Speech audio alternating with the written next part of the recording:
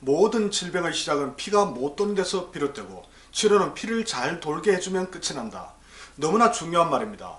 그런데 피가 돌지 못하는 가장 큰 이유는 바로 어혈 때문입니다. 어혈만 줄일 수 있다면 막힌 모세혈관이 열릴 테고 모세혈관이 뚫리면 우리 몸은 어떤 무서운 질병이든 스스로 치료할 수 있습니다. 그만큼 어혈이 건강과 노화에 끼친 영향이 엄청나다는 뜻입니다. 그렇다면 어혈이 정확히 무엇인지 그리고 어혈이 왜 생기는 것인지부터 정확히 알고 있어야 합니다.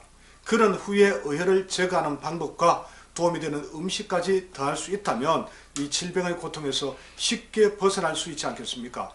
이 877 연구소는 이와 관련된 내용을 시리즈로 제작해서 차례대로 올리도록 하겠습니다. 방송을 계속 시청하시면 여러분의 건강을 지키는데 무엇과도 비교할 수 없는 큰 도움을 받을 수 있을 거라 확신합니다. 어혈은 이 모세혈관에 쌓이고 달라붙어 움직이지 않는 찌꺼기를 말합니다. 달리 말하면 생명력을 잃은 죽은 피라고 생각하시면 됩니다. 어혈은 그런데 왜 생기는 걸까요? 알다시피 혈액은 백혈구, 적혈구, 혈소판, 각종 영양소와 수분 등으로 구성되어 있습니다. 이 백혈구, 적혈구, 혈소판 등은 수명이 다하면 이 비장과 간 등에서 처리된 후에 신장으로 배출됩니다. 그런데 그중 일부가 정상적으로 처리되지 못하면 아주 미세한 크기의 모세혈관에 걸려 쌓입니다. 또한 장에서 흡수된 영양소 역시 세포로 이동해 흡수되지 못하면 생명력을 잃고 혈액 속을 떠다닙니다. 이런 성분들은 대부분 지방질이나 단백질로 이루어져 있습니다. 그런데 시간이 지나면 이런 것들이 녹아서 서로 엉겨붙어서 마치 묽은 연물처럼 변합니다. 이것이 바로 어혈입니다. 이러한 어혈은 시간이 흐를수록 점도가 높아져 모세혈관을 더 심하게 막게 됩니다. 그런데 어혈 제거가 왜 중요한 걸까요?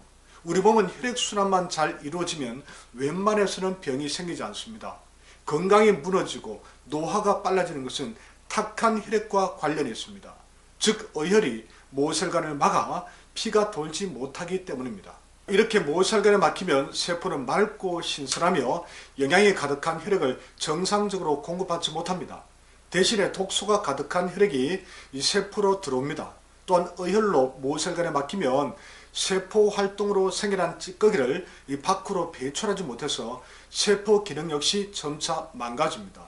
이런 상황이 반복되면서 질병에 취약해지고 노화가 촉진되는 것이죠. 그렇다면 특정 질병은 결국 어혈이 어떤 부위를 막고 있느냐에 따라서 결정된다고 하겠습니다. 물론 개인마다 어혈이 발생하는 원인이 조금씩 다를 수는 있습니다. 원인은 체질에 맞지 않는 음식이나 과도한 정크푸드 섭취, 냉증, 스트레스, 간신 기능의 저하, 항생제 남용 등 매우 다양합니다. 물론 젊은 시절에는 이 오장육부의 힘이 좋고 신진대사도 활발합니다. 그래서 상대적으로 어혈이 잘 생기지 않고 배출하는 힘도 좋습니다. 하지만 나이가 들수록 몸에 쌓이는 어혈의 양이 점차 늘어나겠죠. 그로 인해서 여기저기 모세혈관이 막히면 모든 인체 기능이 급격히 약해지고 이 신진대사도 힘들어집니다.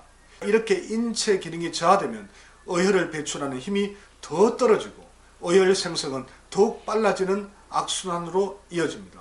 특히 어혈이 집중된 곳에서는 이 모세혈관에 막혀서 기능이 마비되고 면역계가 접근하지 못해 질병이 발생하게 됩니다. 근데 여러분 잠깐 무서운 이야기를 하나 해보겠습니다. 평균적인 어혈의 양은 나이에 비례한다고 합니다. 즉 20대는 20%가 어혈, 30대는 30%, 50대는 50% 내외가 어혈이라는 이야기가 있습니다. 50%라면 충격적입니다. 아니 내 몸의 50%가 어혈, 즉 죽은 피라니요. 그렇다고 너무 겁을 낼 필요까지는 없습니다. 그 어떤 사람도 혈액이 완벽하게 깨끗할 수는 없습니다. 어혈은 누구나 있기 마련입니다. 다만 인체가 감당할 수준이면 괜찮습니다. 현재 상태보다 조금만 어혈의 양을 줄여도 인체는 스스로 이를 이겨낼 수 있습니다. 어혈에 막혀있는 모세혈관의 물꼬만 살짝 터주어도 기혈순환이 다시 진행되기 때문입니다. 그럼 어떻게 하면 어혈을 제거할 수 있을까요? 일반적으로 질병 예방과 치료를 위해서 침과 뜸, 수기요법, 마사지, 한약, 운동 등의 방법이 많이 활용되고 있습니다. 이 모든 게 넓은 의미로 본다면 오장육부의 힘을 기르고 신진대사 촉진을 통해서 기혈을 돌리는 치료법입니다. 즉 모세혈관을 막고 있는 어혈을 일부 녹이거나 돌게 하는 그런 작용을 한다는 것이죠. 하지만 나이가 들수록 오랜 세월 쌓여온 어혈의 양도 무척이나 많을 테죠. 그래서 대부분의 치료법은 혈액을 일시적으로 돌게는 할 수 있어도 어혈을 몸 밖으로 배출하는 것은 쉽지 않습니다. 일시적으로 혈을 돌게 해서도 이동한 어혈이 다른 곳에서 다시 쌓이게 될 겁니다. 그래서 시간이 지나면 모세혈관에 또 막히는 일이 반복됩니다.